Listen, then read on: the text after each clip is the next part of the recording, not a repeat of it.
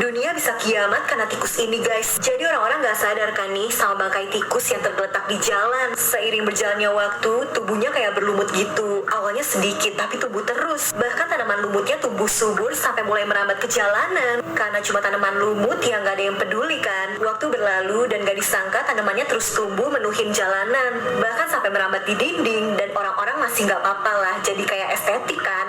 Tumbuh semakin lebat dong. Mulai muncul cabang-cabang yang kuat yang merambat dengan cepat ke gedung-gedung. Sampai semua area udah dipenuhi tanaman ini guys, yang tiba-tiba munculin bunga merah yang cantik. Keindahan bunga mekar itu bikin orang kagum sampai tiba-tiba keluar biji hitam. Dan biji itu bisa meledak guys. Seketika semua yang tertutup tanaman itu hancur. Dunia kiamat dalam sekejap.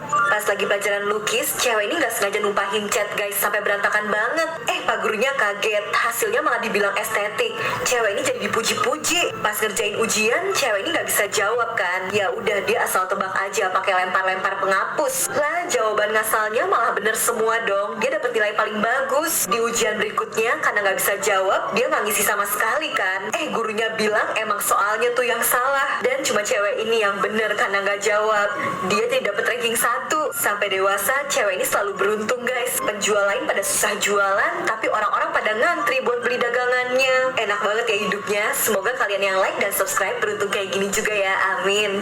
Bocil ini kaget banget nih ya pas dia ngeliat bulan pakai teleskop. Dia zoom kan, ada rumah dong. Dan pas di zoom lagi, ternyata itu almarhum kakeknya yang udah meninggal. Kok bisa ada di bulan? Setiap pulang sekolah, bocil ini jadi semangat banget ngecek teleskopnya karena dia mau ngeliat kakeknya itu. Si kakek kelihatan kesepian guys. Bocil ini pengen banget ngasih surat ke kakeknya, tapi ya si kakek kan gak bisa lihat. Dia panah ke bulan juga gagal. Sampai akhirnya si kakek terima kotak hadiah yang dikirim pakai balon-balon yang ternyata isinya teropong guys. Sekarang si kakek bisa ngeliat cucunya. Walau saling rindu dan terpisah jarak, kakek dan cucunya ini selalu saling menyayangi. Pas bocil cewek ini bingung karena pensil warnanya berantakan, bocil cowok ini nyamperin dan bantu beresin. Pas turun hujan deras dan dia gak bawa payung, bocil cowok itu muncul lagi ngasihin kotak pensil warnanya buat mayungin bocil cewek ini biar gak kehujanan. Si bocil cewek mulai baper nih.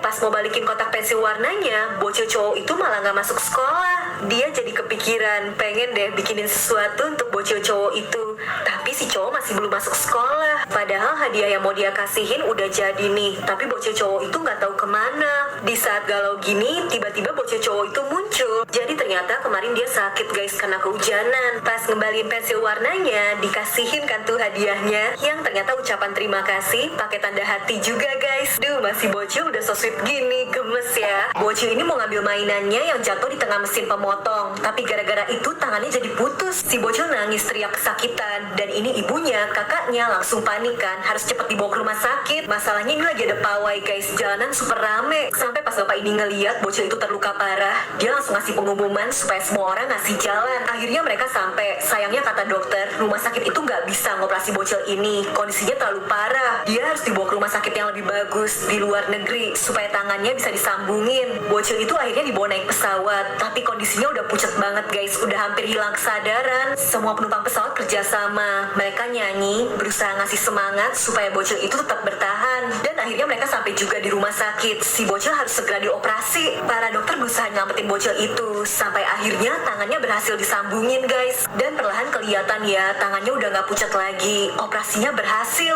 Keadaan bocil itu membaik, tangannya juga masih ada.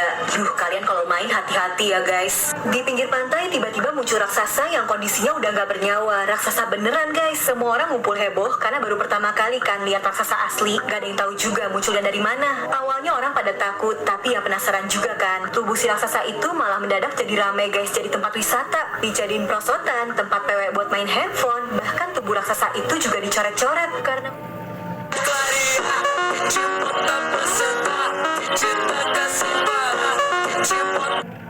buat main handphone. Bahkan tubuh raksasa itu juga dicoret-coret karena udah nggak bernyawa. Tubuh raksasa itu lama-lama ngeluarin bau. Orang-orang mulai nggak mau ke situ. Bahkan dagingnya dimakanin burung-burung sampai udah tinggal tulangnya doang. Potongan tulangnya diambilin dong buat jadi pajangan di depan toko, depan rumah, buat kenang-kenangan kalau raksasa pernah muncul di daerah itu. Aduh, bener-bener deh, raksasa aja udah nggak ada harga dirinya ya kalau sama manusia-manusia gini.